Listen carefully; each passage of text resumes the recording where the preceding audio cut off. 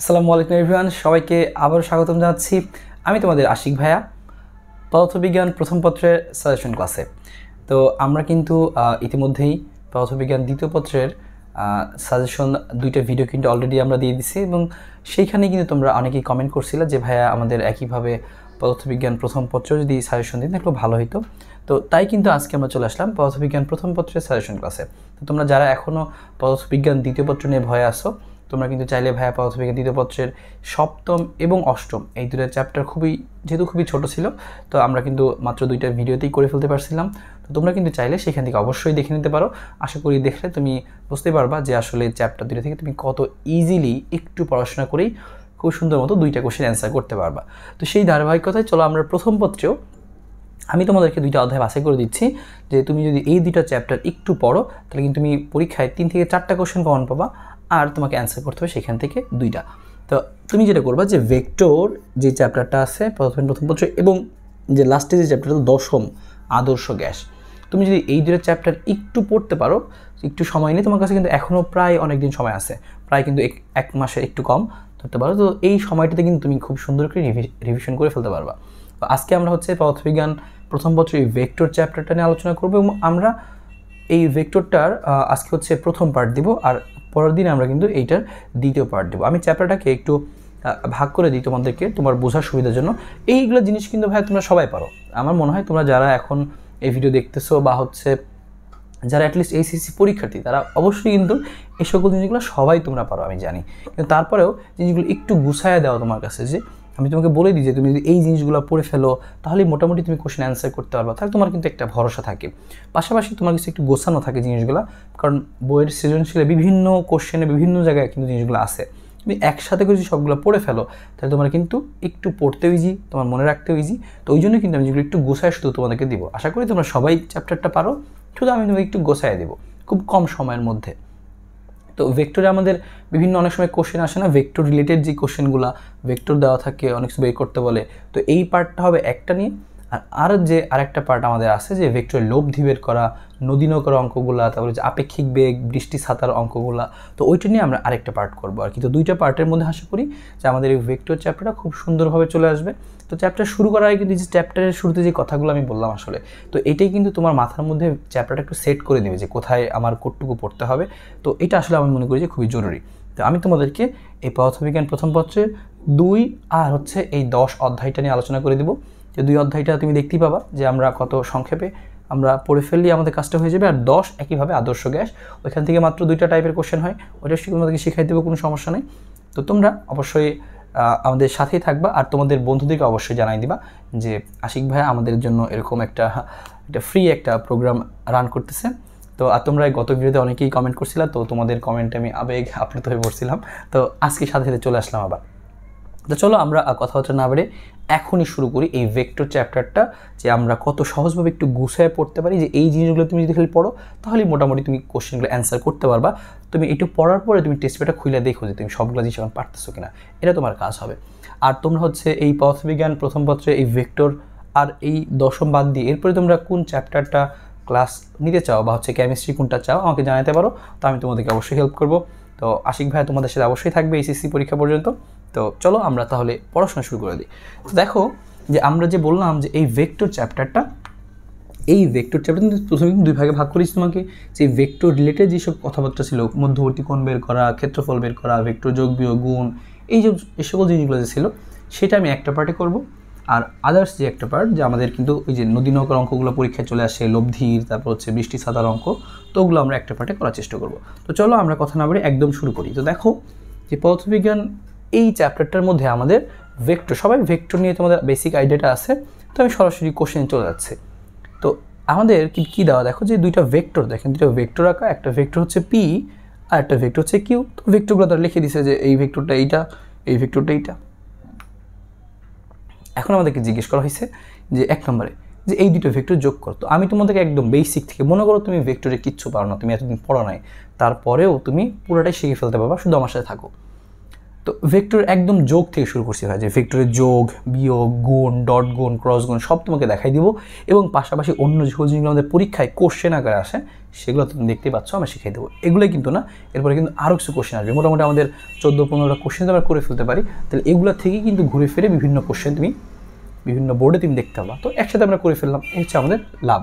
তো দেখো আমি একদম যোগ থেকে শুরু করছি। তো আমাদের কি বলছে, দুইটা ভেক্টর দেওয়া আছে, তাহলে এই দুইটা ভেক্টরের যোগ করো, দুইটা ভেক্টর যোগ করো। অনেক সময় এরকম বলতে পারে যে দুইটা ভেক্টরের লব্ধি বের করো, তো একই কথা। তো আমরা শুধু দুইটা ভেক্টর যোগ করি।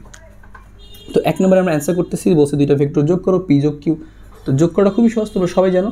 আমাদের যে পি আর কিউ থাকবে, এই পি আর কিউ এর যে এক্স অক্ষ, ওয়াই অক্ষ, জেড অক্ষের যে কম্পোনেন্টগুলো, দেখো এক্স অক্ষের আগে আছে 3, জে এর আগে আছে 2, কে এর আগে আছে 4, আর এখানেও কিন্তু একইভাবে আছে। এই জিনিসগুলো জাস্ট আমরা যোগ করে ফেলি, কাজ শেষ। এটা তোমরা সবাই জানো। তো দেখো এখানে কত আছে 3, আর এখানে আর এক কত আছে, কিছু নাই মানে 1। তাহলে 3 আর 1, তাহলে আমরা যোগ করছি কোনটা বলো তো ভাইয়া, যে পি প্লাস কিউ এই জিনিসটা। তো যোগ যদি করি কত আসবে, 3 আর 1 হচ্ছে আমাদের আসছে 4, তাহলে 4i। একইভাবে 2 আর 4 যোগ করলে কত আসবে 6, তাহলে হচ্ছে 6j। একইভাবে 4 আর 2 যোগ করলে কত আসবে 6k। তার মানে এই যে খুবই সহজ জিনিস, এগুলো আমাদের অবজেক্টিভ আসতে পারে অ্যাট বেস্ট। আর এই জিনিসগুলো আমাদের ছোটো ছোটো জিনিসগুলো কিন্তু আমাদের দরকার হয় কখন, পুরো সৃজনশীলের মাঝখানে তুমি কোশ্চেনটা ধরার জন্য, বা হচ্ছে কোশ্চেনের মাঝখানে একটু কাজে লাগে আর কি। এমন না যে এটা দিয়ে তোমাকে গ নাম্বার দেবে, না, আমাদের মাঝখানে এই জিনিসগুলো কাজে লাগে। তো দুটো ভেক্টর যোগ করে ফেললাম। এখন জিজ্ঞেস করছি দুটো ভেক্টর মান বের করো। দেখো ভাই আমি তোমাদেরকে মান বের করাটা মনে করে দিচ্ছি, যে যারা কখনো ভেক্টর পড়ো নাই তারাও জেনে আসলে জিনিসটা বুঝতে পারো।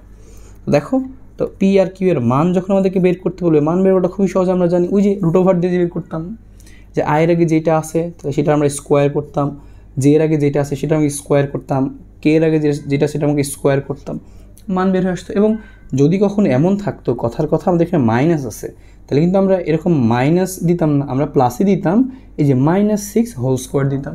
তো আশা করি সবার এটা মনেই আছে, তো সমস্যা নেই। তো আমরা স্কোয়ার করে ফেললাম। এখন আমাদের অ্যান্সার চলে আসবে যদি আমরা এই কাজটা করি। অ্যান্সার কত আমাদের বলতো 16, এখানে আসবে কত 36, এখানে কত আসবে 36। যদি আমরা এখানে যোগটা করে দিই তাহলে আমাদের কি একটা মান পাই যাবো, এবং সেটাই আমাদের কী হবে অ্যান্সার। অর্থাৎ আমাদের যোগ করতে বললে শুধুমাত্র আমরা এক্স এর সাথে ওয়াই এর সাথে জে এর সাথে যোগগুলো যোগ করে দিতাম, আর মান বের করতে বলে ওই যে রুট ওভারের ওইটা x square y square z square. তো এটা খুবই সহজ, এটা আশা করি তোমরা সবাই পারো। এবার চলো আমরা হচ্ছে নেক্সট প্রবলেমটা দেখে ফেলি আর কি। আমি তোমাকে এভাবে একদম বেসিক থেকে শুরু করলাম, আমি সব দিকেই যাবো আর কি, তো টেনশন নাই, তোমাদের একটু শুধু সাথে থাকতে হবে। তো এটা তুমি খালি দেখো, তুমি যদি শুয়ে শুয়ে জাস্ট এই ভিডিওটা দেখো, তাও তুমি দেখবা যে তোমার সুন্দর একটা রিভিশন কিন্তু হয়ে যাচ্ছে আর কি, যে পুরো চ্যাপ্টারটা কোথায় কী ছিল। এরপর তুমি টেস্ট পেপার নিয়ে পড়াশোনা শুরু করবা, কাজ শেষ। এবার দেখো ভাই আমাদের কি বলছে হচ্ছে দুইটা ভেক্টর কী বের করতে বলছে, মধ্যবর্তী কোণ। যে বলছে এই চিহ্নটার দ্বারা মধ্যবর্তী কোণ বোঝায়, জেনে রাখো। যে বলছে পি এবং কিউ যে ভেক্টর দুইটা আছে তাদের মধ্যবর্তী কোণটা কত। তার মানে আমাদের আসলে এই যে এই অ্যাঙ্গেলটা জিজ্ঞেস করছে যে এই মধ্যবর্তী কোণটা কত। তো সেই মধ্যবর্তী কোণটা কীভাবে বের করবো, আশা করি সবারই মনে আছে মধ্যবর্তী কোণ কীভাবে বের করতাম আমরা। তো আমরা এই কাজ করতাম, যে মধ্যবর্তী কোণ বের করতে বলে আমরা লিখতাম যে পি ও কিউ এর মধ্যবর্তী কোণ কস থিটা, মনে আছে না, লিখতাম আমরা মধ্যবর্তী কোণ কস থিটা ইকুয়াল টু যে দুইটা ভেক্টর দেওয়া আছে সেই দুইটা ভেক্টরের আমরা উপরে ডট গুণ করতাম, আর নিচে সেই দুইটা ভেক্টর পি এর মান এবং কিউ এর মান দিয়ে ভাগ করতাম।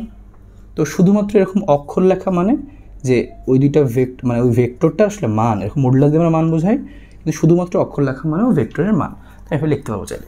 তো দেখো এটা আমরা কেন আনলাম, যেন আমরা এই ডট গুণটাও তোমাকে মনে করে দিতে পারি। তাহলে আমাদের কী থাকবে বলো তো, যে cos theta equal to dot গুণটা খুবই সহজ। আমরা ডট গুণটা কীভাবে করছিলাম, যে কী করতাম আমরা, এই যে আয়ের সাথে আয়েরটা গুণ হইতো, তাহলে 3 এখানে কিছু নাই মানে 1 আছে, তাহলে কী করতাম আমরা 3 3 এরকম লিখতাম, তারপরে যোগ চিহ্ন, তারপরে এই যে এখানে 2 আছে, তাহলে 2 দিয়ে 4কে গুণ করলে কী হবে 4 দুগুণে 8। কীভাবে এখানে 4 আছে, এই 2 দিয়ে গুণ করলে কী হবে 4 দুগুণে 8, এগুলো যোগ করে দিতাম আমরা। আর নিচে কী করতাম, নিচে হচ্ছে মান বের করতাম, পি এর মান, ওই যে মনে আসছে না বললাম রুট ওভার দিয়ে যে মানটা বের করতে হয়। দেখো মানটা কী আসে আমাদের, রুট ওভার 3 স্কোয়ার যোগ এখানে কত আছে 3 2 4, তাহলে কী আসবে কত, যে 3 স্কোয়ার যোগ 2 স্কোয়ার যোগ 4 স্কোয়ার। এটা করলে মান আসবে, তুমি ক্যালকুলেটার বসাই দিতে পারবা চাইলে, কোনো সমস্যা নেই। একইভাবে আমাদের এখানে গুণাকারে আছে 4টা, কিছু নাই মানে কি গুণাকারে আসতে, মানে আরেকটা যে কিউ তাদের যে কোণ 1 4 2, তাহলে তুমি কী লিখবা 1 স্কোয়ার যোগ 2 স্কোয়ার যোগ 4 স্কোয়ার। তাহলে এখন যদি তুমি একটু ক্যালকুলেশন করো, উপরে তোমার একটা মান চলে আসছে, কথা বলতো ভাই যে 8 8 16 আর 3 19, আর নিচেও এখানে তোমার একটা মান চলে আসবে না, যেখানে কত আসছে দেখো তো 4 স্কোয়ার মানে 16 16 আর এখানে কত আছে আমাদের যে 2 স্কোয়ার মানে কত 4, 16 4 20 আর এখানে 3 স্কোয়ার 9, তাহলে 20 আর 9 29। আর একইভাবে এখানে মান চলে আসবে 4 স্কোয়ার 16 আর 4 হচ্ছে 20 আর একে 21। তার মানে তুমি ক্যালকুলেশনটা করতে পারবা। এবং এটা তোমার কি কস থিটা, এখনও কিন্তু মধ্যবর্তী কোনো আসে নাই।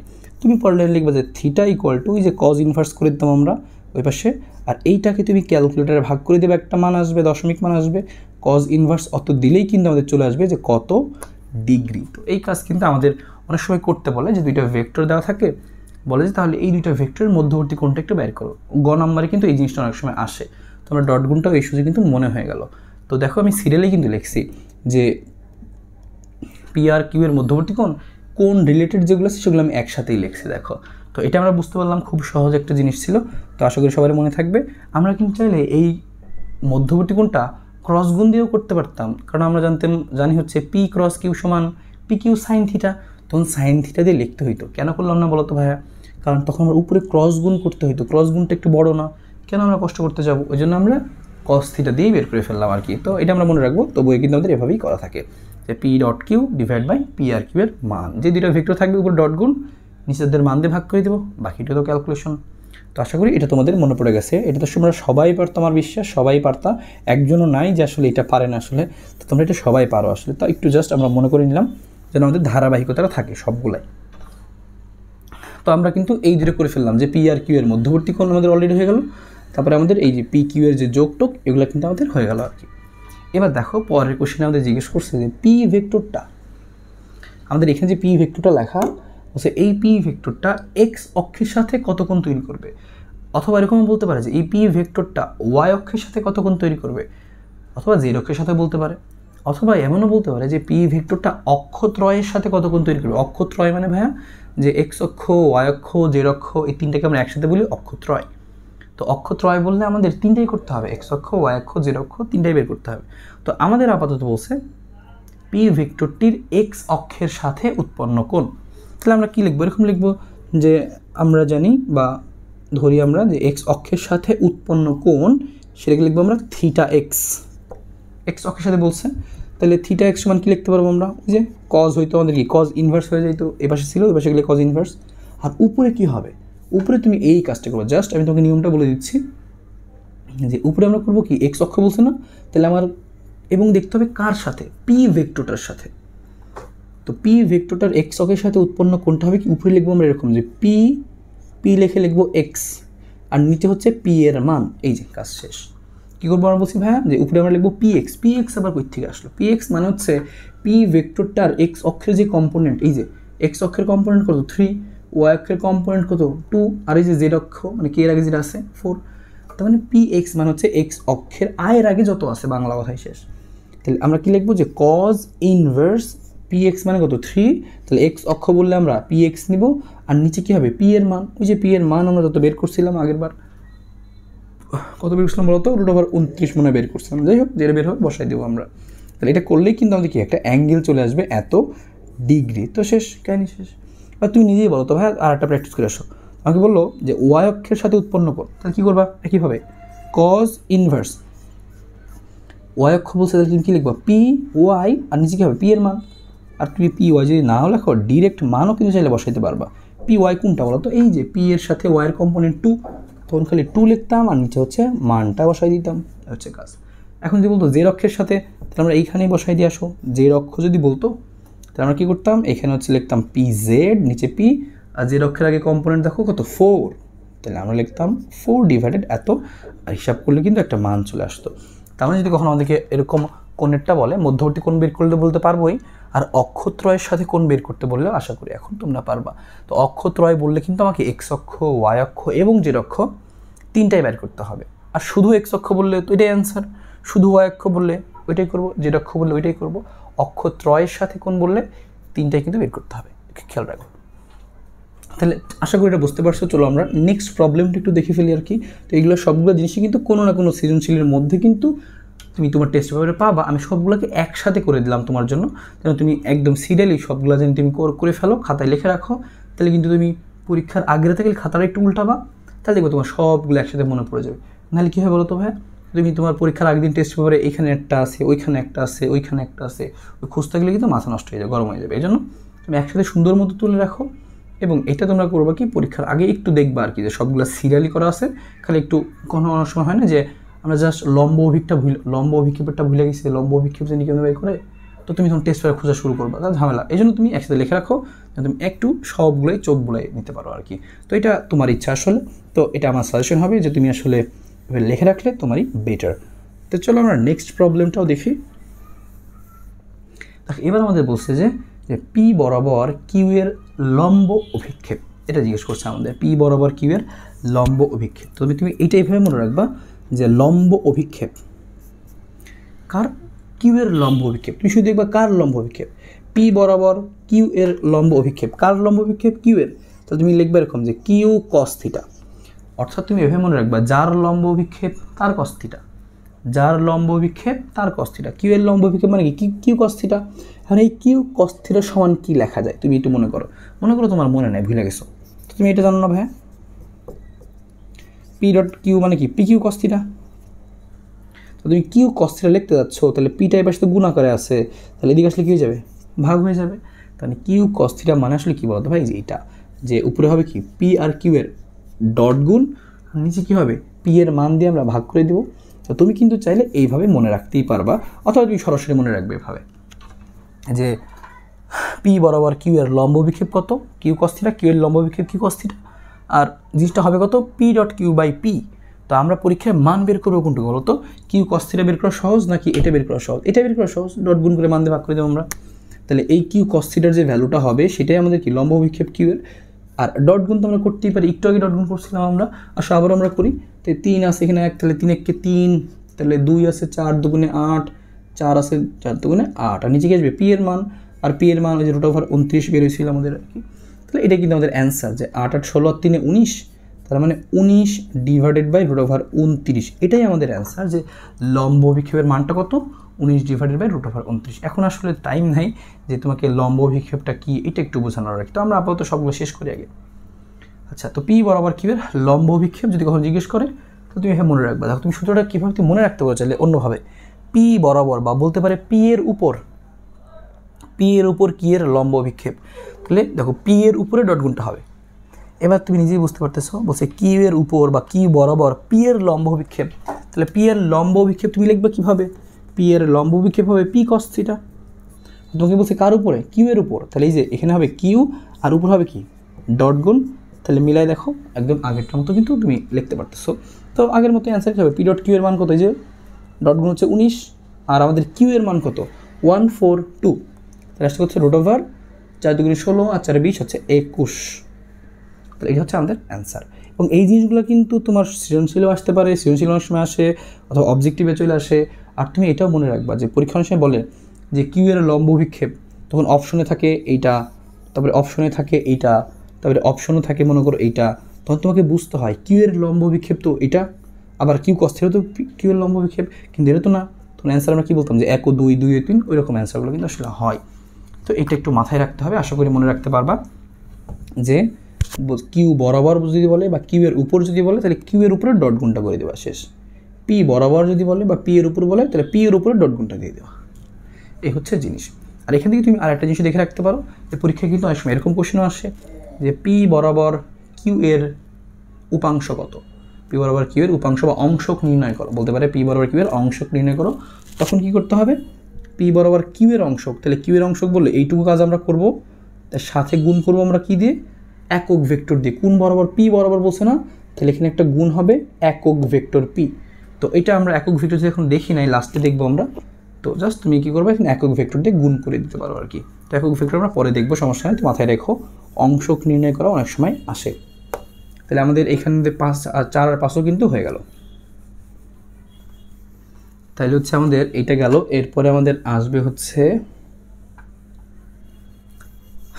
বলছে পি ও কিউ এর লব্ধি সমান্তরাল একক ভেক্টর। আচ্ছা, একক ভেক্টর দেখো, একক ভেক্টরের 3টা আছে, আমি 3টাকেই একসাথে করে কিন্তু লিখে রাখছি আর কি, যে একক ভেক্টরের 3টা টাইপ আছে, তো 3টা আমি দেখবো। তার আগে আসো আমি এই যে শুধু পি এর একক ভেক্টর দেখাই, লাস্টে থেকে দেখাই, এটার 8 নম্বরটা দেখে যে বলছে এটা পি এর উপরে এরকম ক্যাপ চিহ্ন দেওয়া, এটা মানে কি যে যে পি এর একক ভেক্টর। আর তোমরা সবাই আশা করি জানো একক ভেক্টর কীভাবে বের করতে হয়। ভেক্টরকে ওই ভেক্টরের মান দিয়ে ভাগ করতে হয়, তাহলে একক ভেক্টর পাওয়া যায়। তাহলে খুবই সহজ জিনিস। তাহলে আমরা চলো জাস্ট লিখে ফেলি। পি এর দেখো তো পি এর মানটা কত, বা পি এর ভেক্টরটা কত, 3i যোগ 2j যোগ 4k, আর পি এর মানটা কত, ওই যে √29 আসছিল আমাদের। তাহলে অ্যান্সার শেষ। এটা আমাদের কি, যে পি এর একক ভেক্টর। আচ্ছা, এবার আমাদের বলছে 8 নম্বরটা আমরা পারলাম একক ভেক্টর বের করাটা। তুমি কিন্তু চাইলে এই কাজটাও করতে পারো, একটু ভাইঙ্গা দেখাইতেও পারো যে এই 29 তো সবার নিচে আছে, তাহলে 3/29 আর সাথে ছিল i যোগ 2/√29 সাথে আছে যে 4/√29 সাথে আছে কে। তো তোমার পরীক্ষার পরে যে হাতে অনেক টাইম থাকে তখন তুমি বসে বসে এরকম করে দিও না, অথবা টাইম না থাকলে তুমি এখানেই অ্যান্সার লিখে দিতে পারবে, কোনো সমস্যা নাই। তাহলে এটা আমাদের গেলো একক ভেক্টরটা। একক ভেক্টর কাহিনী কী ছিল, ভেক্টরকে ভেক্টরের মান দিয়ে ভাগ করলাম, ভেক্টর যেটা দেওয়া থাকবে ওইটাকে ওইটার মান দিয়ে ভাগ করলেই একক ভেক্টরটা পাওয়া যায়। তাহলে 8 নম্বরটা আমাদের চলে গেলো। তাহলে আমরা 8 নম্বরটা আশা করি সবাই বুঝতে পারছি। এবার চলো আমরা হচ্ছে 8 নম্বরের পরে আমরা দেখে আসো 6 নম্বরটা। 6 নম্বরে আমাদের কি বলছে দেখো, কোশ্চেনটা লেখা যে বলছে পি ও কিউ এর লব্ধি সমান্তরাল একক ভেক্টর। পরীক্ষা কিন্তু শুধু এইটুকু বলতে পারে যে পি ও কিউ এর লব্ধি একক ভেক্টর নির্ণয় করো। পি ও কিউ এর লব্ধি একক ভেক্টর বা লব্ধি সমান্তরাল একক ভেক্টর, পি ও কিউ এর সমান্তরাল একক ভেক্টর মানেও একই কথা আসলে। তো মনে রাখতে হবে কথা একটু ভালো করে, লব্ধি একক ভেক্টর যদি বলে আমাদেরকে লব্ধিটা বের করতে হবে। তো লব্ধি কীভাবে বের করবো, যে বলছিলাম আমার সময় লব্ধি বের করতে বলতে পারে। তো পি আর কিউ এর লব্ধি হবে কি আসলে, পি আর কিউ এর লব্ধি আমরা লিখবো এভাবে যে পি আর কিউ এর লব্ধি ভেক্টরটা হবে পি আর কিউ এর কি যোগফলের সমান, যোগ করে দেবো আমরা। একটু কিন্তু আমরা শুরুতেই যোগ করে দেখাইছিলাম, মনে আছে? এই দেখো তোমাকে শুরুতে আমি যোগ করাটা একটু মনে করেছিলাম, কেন ওই যোগ করাটা কিন্তু পরীক্ষায় তোমার আসবে না, কিন্তু যোগ অন্য একটা কোশ্চেনের মধ্যে তোমার যোগ করা দরকার লাগতেছে, এই জন্য তোমাকে জাস্ট একটু মনে করেছিলাম আর কি। এবার দেখো তাহলে পি আর কিউ আমরা আবার যোগ করে ফেলি। তাহলে 3 আর এখানে আছে 1, তাহলে যোগ করে আসবে কত, 4। নিয়মটা মনে আছে যে আয়ের সাথে আয়ের, জে এর সাথে জে এর যোগ।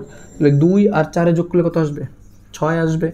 আর 4 আর 2 যোগ করলে কত আসবে, 6 আসবে। তাহলে পি আর কিউ যোগ করলে আমরা যেটা পাবো সেটা আমাদের মধ্যে কি, লব্ধি ভেক্টর, লব্ধি একক ভেক্টর বের করতে বলছে। সুতরাং লিখবো আমরা, সুতরাং যে পি ও কিউ এর লব্ধি একক ভেক্টর। তাহলে আমরা লিখবো পি ও কিউ এর লব্ধি একক ভেক্টর।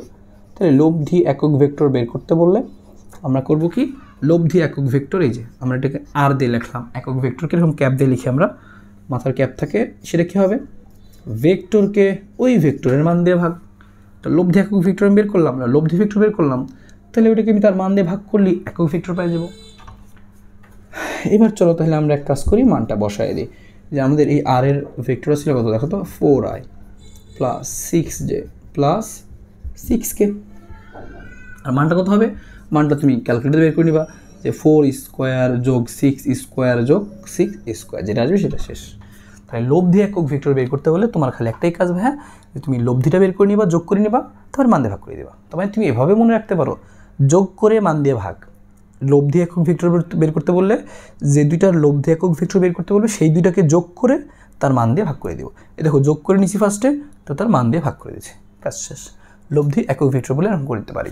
আচ্ছা, প্লাস মাইনাস নিয়ে কোনো সমস্যা নেই, প্লাস মাইনাস দিতে পারো, নাও দিতে পারো।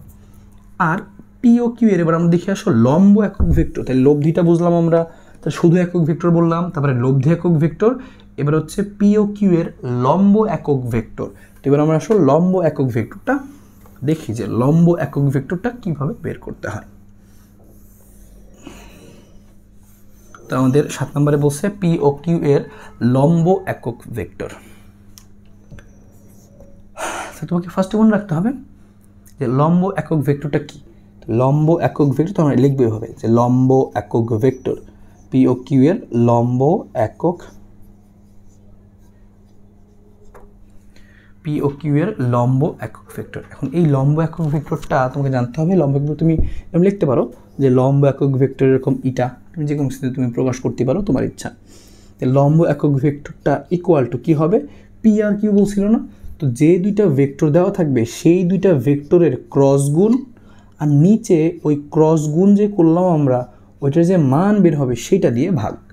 তাহলে কী করতে হবে, ক্রস গুণ করে ক্রস গুণের মান দিয়ে ভাগ। এইটুকু তুমি খেলে মাথায় রাখলে কিন্তু বাকি ক্যালকুলেশন তুমি পারো, ক্রস গুণ কেমনে করতে হয়, মান কেমনে বের করতে তুমি জানো। তাহলে লম্ব একক ভেক্টর বলে আমরা কী করবো, ক্রস গুণ করে ক্রস গুণের মান দিয়ে ভাগ। আর আমরা অনেক সময় কী করি, আরও একটু অ্যাকুরেটলি লেখার জন্য সামনে একটা প্লাস মাইনাস ব্যবহার করি। লম্ব তো লম্ব হবে বাইরেও হইতে পারে, লম্ব হবে ভিতরেও হইতে পারে, মানে কোন দিকে বোঝানোর জন্য প্লাস মাইনাসটা আমরা লেখা রাখি। তো তুমি চাইলে লিখে রাখতে পারো। তার মানে ঘটনাটা কি, লম্ব একক ভেক্টর বের করতে বললে ক্রস গুণ করবো, আর ক্রস গুণ করে ক্রস গুণনের মান দিয়ে ভাগ করবো। এখন তো ভাইয়া ক্রস গুণ মনে আছে? ক্রস গুণ তো আসলে সবাই মনে আছে। আর যদি তুমি ক্রস গুণটা ভুলে যাও সমস্যা নেই, আমি একটু পরে তোমাকে ক্রস গুণটা দেখা দিচ্ছি, কোনো সমস্যা নেই। আর চলো আমরা এখন তোমাকে ক্রস গুণটা একটু মনেও করে দিই, যারা আসলে অনেক দিন আগে ক্রস গুণ করছো যাদের মনে নেই, আর যাদের মনে আছে তারা খুবই ভালো, তোমরা চাইলে একটু মিলাই নিতে পারো যে তোমার কনসেপ্টটা ঠিক আছে কিনা।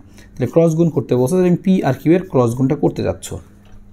মজার ব্যাপার, তোমাকে বলছে কিন্তু পি ও কিউ এর লম্ব একক ভেক্টর, তাহলে তুমি কী করবা, পি ও কিউ নিলে তোমার যেটা আসবে, কিউ আর পি নিলে কিন্তু তার উল্টাটা আসবে, এদের কিন্তু উল্টা সাইনও আছে।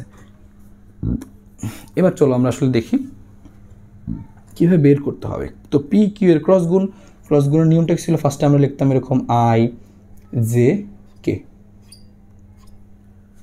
এবার আমরা বলতো পি ভেক্টর বলছে না, তাহলে পিটা আগে লিখবো আমরা, পি এর কম্পোনেন্টগুলো 3 2 4, তাহলে লিখবো আমরা যে 3 2 4। আর কিউ এরটা কত দেখো তো ভাই, কিউ এরটা হচ্ছে 1 4 2, তাহলে আমরা কম্পোনেন্টগুলো লিখে ফেললাম নিজে নিচে 1 4 2। তো এবার আমরা করবো কি, ক্রস গুণটা করবো, এবং ক্রস গুণটা করে আমরা একটা মানটা লিখে রাখবো সামনে আমাদের, যে কাজে লাগবে। তো এটা আমরা নিচে, আচ্ছা নিচে আমরা লিখি সমান চিহ্ন দিয়ে। নিয়মটা ছিল কি ভাইয়া, ফার্স্টে আমরা যে কোনো এক সারি বা কলাম বরাবর ভাঙতাম। তো সাপোজ আমি এই সারি বরাবর ভাঙতেছি, তো সারি বরাবর ভাঙলে আই, তাহলে আমরা কী করতাম, সারি বরাবর এইটা ওইটা বরাবর সারি বাদ কলম বাদ, তারপরে আমাদের থাকতো যে এই কয়টা আমরা গুণ করতাম এরকম ব্র্যাকেট দিয়ে, যে নির্ণায়কের মতো করে করতাম আর কি। তুমি দ্রুত একটু লিখে ফেলি, সবাই পারো। তো 2 গুণে 4 আসবে, তারপরে গুণটা করার পরে মাইনাস চিহ্ন দিতে হবে, সূত্রের মাইনাস, তারপরে 4 4 16, তাহলে আমাদের 4 - 16। তো আই হচ্ছে প্লাস, আর আয়ের পরে যে সেটাকে মাইনাস দিয়ে লিখতাম আমরা, প্রথমটা প্লাস পরেরটা মাইনাস। আর তারপর কী করতাম আমরা, তো যেই বরাবর নিতাম সেই বরাবর সারি কলম বাদ যাইতো, সারি বাদ, এই বরাবর কলমটা বাদ। তখন আমরা গুণ করতাম কি, যে এই বরাবর মানে এই বরাবর গুণটা আগে করতে হয়। তো 3 2 গুণে 6, সূত্রের মাইনাস, আর 4 1 4, তাহলে প্লাস মাইনাস যে আবার প্লাস কে, plus minus plus, plus minus plus. তাহলে কেটা লিখতাম কী হবে, কে বরাবর আমাদের এবার কী হবে, সারি বাদ, আর কে বরাবর কি সারি আর কলম বাদ। আমরা গুণ করতাম এই বরাবর 3 4 12, 3 4 12 মাইনাস কত আছে, কত লিখছি 2, হ্যাঁ তাহলে আসলে 4 না 2, তাহলে হচ্ছে 2 1 2, 2, তাহলে আসলে হচ্ছে 3 4 12 আর হচ্ছে 2 1 2, তাহলে 12 - 2। এটা করলে আমাদের কী রেজাল্ট আসে দেখো তো ভাই, 4 - 16 করলে আসে তো -12, তাহলে আমরা লিখবো যে -12 আই। 6 - 4 মানে কত 2, তাহলে মাইনাস তো আগে একটা ছিল -2, যে 2 - 12 - 2 মানে কত 10, তাহলে +10 কে। তাহলে আমাদের ক্রস গুণ করার ফলে যেটা আসলো সেটা আমরা লিখে রাখি জায়গাটায়, যে পি আর কিউ এর ক্রস যখন আমরা করলাম তখন মানটা আসলো -12 আই, তারপরে আসছে আমাদের -2 জে প্লাস হচ্ছে 10 কে। এটা আমাদের ক্রস গুণ করার ফলে আসছে। তাহলে আমরা ক্রস গুণটা আশা করি সবারই মনে পড়ছে, ক্রস গুণটা সবারই মনে আছে। এবার আমাদেরকে কী বের করতে বলছিল বলো তো, বের করতে বলছিল লম্ব একক ভেক্টর। তো আমরা ফার্স্টে কিন্তু এই ক্রস গুণটা করে নিব, যে এখানে দেওয়া আছে পি কিউ উপরে ক্রস গুণ করব, তারপরে লিখবো যে লম্ব একক ভেক্টর পি ক্রস কিউ এর মান দিয়ে ভাগ। তাহলে এবার দেখো পি ক্রস কিউ তোমার বের করলাম আমি, -12 আই -2 জে +10 কে, আর এর মান দিয়ে ভাগ করে দিবা, মান তো আগের মতো এই যে -12 স্কোয়ার যোগ দিয়ে -2 স্কোয়ার যোগ দিয়ে 10 স্কোয়ার, যা আসবে তাই অ্যান্সার শেষ। আর প্লাস মাইনাস তুমি লিখে রাখতে পারো আর কি। তো এই হচ্ছে আমাদের লম্ব একক ভেক্টর বের করা। তো এখন আমরা কি লিখছি ভাই, ভেক্টরে যোগ করা বিয়োগ করতে বলে একইভাবে আমরা মাইনাস দিয়ে বিয়োগ করে ফেলতে পারতাম, যোগ বিয়োগ, ডট গুণটা দেখলাম, ক্রস গুণটা দেখলাম, তারপরে ডট গুণের মধ্য থেকে আমরা দেখলাম হচ্ছে ভেক্টরদের মধ্যবর্তী কোণ, অক্ষত্রয়ের সাথে কোণ, তারপর হচ্ছে একক ভেক্টর একটা টাইপ দেখলাম আমরা, যে একক ভেক্টর, লম্ব একক ভেক্টর, লব্ধি একক ভেক্টর, তারপরে হচ্ছে লম্ব বিক্ষেপগুলো বের করা বা অংশক বের করা। এই হচ্ছে আমরা জিনিসগুলো দেখলাম। এখন আমরা আরও জিনিসপাতিগুলো দেখবো যেগুলো পরীক্ষা আমাদের আরও বেশি আসে, যে হচ্ছে ক্ষেত্রফল নির্ণয়গুলা, তারপর হচ্ছে আমাদের যে ভেক্টর তিনটা একই সমতলে হবে কিনা, আয়তন বের করা। তো এই জিনিসগুলো আমরা চলো আরেকটু ঝালাই করে নিই, তাহলে কিন্তু আমাদের মোটামুটি এই যে এরকম ছোটোখাটো যেই ব্যাপারগুলো ছিল অনেকগুলা, তো পরীক্ষায় কোনটা আসে বলা যায় না তো আসলে। তো এই সবগুলোই তুমি একসাথে একটু সুন্দর করে লিখে রাখবা, পরীক্ষার আগে তুমি খুব সুন্দর করে রিভাইজ করে ফেলতে পারবা। তো চলো এরপরে হচ্ছে আমরা দেখি আমাদের আরও কয়েকটা টাইপের কোশ্চেন কিন্তু এখনও বাকি। তো পি ও কিউ এর বলছে সামান্তরিকের বাহু যদি হয় তাহলে ক্ষেত্রফল কত। তো পি আর কিউ যে দুটো ভেক্টর দেওয়া সেই দুটো যদি একটা সামান্তরিকের দুইটা সন্নিহিত বাহু নির্দেশ করে তাহলে ওই যে সামান্তরিকটা আমাদের হবে ওই সামান্তরিকটার ক্ষেত্রফল কত জিজ্ঞেস করছে। তো আমরা সবাই কিন্তু জানি অ্যান্সারটা, যে যখন সামান্তরিকের বাহু দেওয়া থাকে, সামান্তরিকের বাহু দেওয়া থাকলে তখন আমাদের ক্ষেত্রফল কি হয়, তখন আমরা এরকম লিখতাম যে সামান্তরিকের বাহু দেওয়া থাকলে ক্ষেত্রফল ইকুয়াল টু কী করতাম আমরা, যে পি আর কিউ যে ক্রস গুণ, ওই ক্রস গুণের জাস্ট মান বের করতাম, এটা আমাদের হয়তো অ্যান্সার। তার মানে আমাকে ফার্স্টে কী করতে হবে, এরকম কোশ্চেন আসলে পি আর কিউ এর ক্রস গুণ করতে হবে, তারপর ক্রস গুণের মানটা বের করতে হবে। অলরেডি আমরা ক্রস গুণটা করছি, ওই যে করছিলাম একটু আগে আমরা, তো সেই ক্রস গুণটা করলে আমাদের আসছে কত বলো তো, যে ওই যে -12 যে -2 যে প্লাস 10k। তাহলে আমরা শুধুমাত্র মান বের করবো। আগে কিন্তু তোমাকে অবশ্যই ক্রস গুণটা করে নিতে হবে, করে যেটা আসবে তুমি এটা লিখবা আর কি, তারপর এটার মান বের করবা, ক্ষেত্রফল বের করার সময় রুট ওভার দিয়ে যে -12 স্কোয়ার যোগ -2 স্কোয়ার যোগ হচ্ছে 10 স্কোয়ার করলে আমাদের একটা মান চলে আসবে এত বর্গ একক ক্ষেত্রফল, এই জন্য বর্গ একক। এবার তোমাকে বলতো যে পি ও কিউ সামান্তরিকের কর্ণ, পি আর কিউ দ্বারা আমাদের হচ্ছে সেই পি আর কিউ দ্বারা একটা সামান্তরিকের কর্ণ বোঝাচ্ছে, তার মানে এটা আমাদের পি, এটা আমাদের কিউ, তাহলে ক্ষেত্রফল কত। তো সেই ক্ষেত্রে আমাদের সামান্তরিকের কর্ণ হলে খালি মনে রাখবা, সামান্তরিকের কর্ণ হলে ত্রিভুজ, সামান্তরিকের বাহু হলে শুধু পি ক্রস কিউ এর মান, আর ত্রিভুজের যদি বাহু বলে, আচ্ছা ত্রিভুজ পর্যায়ে আমরা সামান্তরিক কর্ণ যদি বলে, তাহলে কী করবো আমরা, শুধু একটা হাফ চলে আসবে সামনে, তার মানে যে ক্ষেত্রফলটা বের করছিলাম আমরা সাথে একটা হাফ দিয়ে দেবো, মানে অর্ধেক করে দেবো, তাহলে ক্ষেত্রফল। মানে ঘটনা একদম ক্লিয়ার। সামান্তরিকের বাহু, আয়তক্ষেত্রের বাহু, যেগুলো যদি বলে আমাদের কী করতে হবে, বাহু বললে পি ক্রস কিউ এর মান, কর্ণ যদি বলে কর্ণ, সামান্তরিকের কর্ণ, তাহলে কী করবো আমরা, হাফ দিয়ে দেবো, সাথে একটা হাফ। আর যদি বলে আমরা লাস্ট 11 নম্বরটা লিখতে হবে ত্রিভুজের বাহু, ত্রিভুজের বাহু বললে কী করতে হবে, হাফ। তাহলে মনে রাখো যে সামান্তরিকের কর্ণ, আয়তক্ষেত্রের কর্ণ বা হচ্ছে ত্রিভুজের বাহু যেটাই বলুক, হাফ ক্রস গুণের মান। আর শুধু সামান্তরিকের বাহু, আয়তক্ষেত্রের বাহু যদি বলে, বাহু বললে সেই ক্ষেত্রে আমাদের কী হবে, শুধু ক্রস গুণ, পি ক্রস কিউ এর মাধ্যমে হবে শুধু ক্রস গুণের। তো মনে রাখতে হবে একটু ঘটনাটা, কর্ণ, ত্রিভুজের কর্ণ, ত্রিভুজ তো কর্ণ হয় না, মানে সামান্তরিকের কর্ণ, আয়তক্ষেত্রের কর্ণ বা ত্রিভুজের বাহু হাফ, আর শুধু সামান্তরিকের বাহু যদি দেওয়া থাকে তাহলে কী হবে, হাফটা হবে না, শুধু ক্রস গুণের মান। তো এটা আমাদের একটা জিনিস তো আমরা চাইলেই করতে পারি, খুবই সহজ, এবং এটাতে কিন্তু বেশ কোশ্চেন আসছে আর কি বিগত বছরগুলোতে এই ক্ষেত্রফল বের করা নিয়ে। তো তোমাদের কিন্তু ক্ষেত্রফল বের করাটা চলে আসতেই পারে। তাহলে আমরা 9, 10, 11 পারবো। 12 নম্বরটা দেখো, বলছে পি কিউ আর ভেক্টর তিনটি একই সমতলে কিনা। আর তো নাই, তো সাপোজ আমি একটা আর দিয়ে দিলাম, যে আমাদের এখানে একটা আর দেওয়া আছে বা যে কোনো একটা দিকে আর লেখা আছে, তো আমি আর একটা মান দিয়ে দিই, কথার কথা যে বললাম হচ্ছে 2i - j প্লাস হচ্ছে k, এরকম দেওয়া। তো বলছে এই পি কিউ আর যে তিনটা ভেক্টর, এই তিনটা ভেক্টর কি একই সমতলে কিনা, একই সমতলে মানে তিনটে কি আসলে একই প্লেনে আছে কিনা, নাকি কোনোটা এরকম খাড়া আছে, সব বাকি দুইটা এরকম আর একটা এরকম খাড়া, মানে একই সমতল তো হইলো না। তো আমি বুঝবো কীভাবে, তো একই সমতলে কিনা বোঝার জন্য তোমাকে যে কাজটা করতে হবে সেটা হচ্ছে যে আমাকে এই তিনটা ভেক্টরের দ্বারা গঠিত যে আমাদের ঘন সামান্তরিক সেটার আয়তন বের করতে হবে। আর আমাদের কিন্তু পরীক্ষা এরকম আসতে পারে যে পি কিউ আর ভেক্টর তিনটি দ্বারা গঠিত আয়তাকার ঘন সামান্তরিকের আয়তন কত।